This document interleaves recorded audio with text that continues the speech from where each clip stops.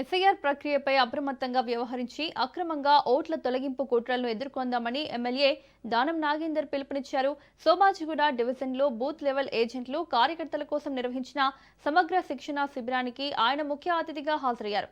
ఈ సందర్భంగా ఎస్ఐఆర్పై కొనసాగుతున్న అపోహలు, ఆందోళనల నేపథ్యంలో ప్రతి బూత్ లెవెల్ నాయకుడు ప్రజలకు సరైన అవగాహన కల్పించాలని ఆయన సూచించారు.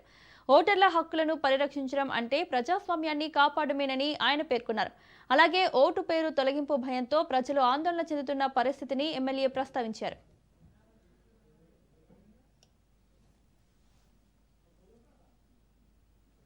దానికి సంబంధించి మేము డివిజన్ వైజ్గా ఈ కార్యక్రమాలు పెట్టుకున్నాము.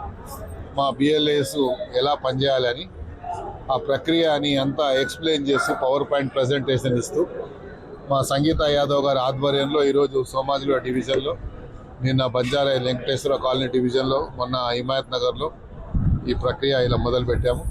రేపు మళ్ళీ సోమవారం నాడు జూబ్లీ హిల్స్లో ఉంది.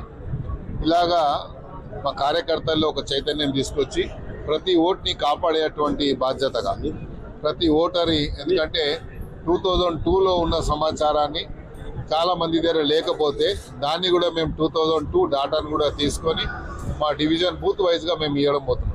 అదేవిధంగా మ్యాపింగ్, అన్మ్యాపింగ్ సంబంధించి కూడా బూత్ వైజ్గా మేము ఆల్రెడీ తీసి పెట్టడం జరిగింది.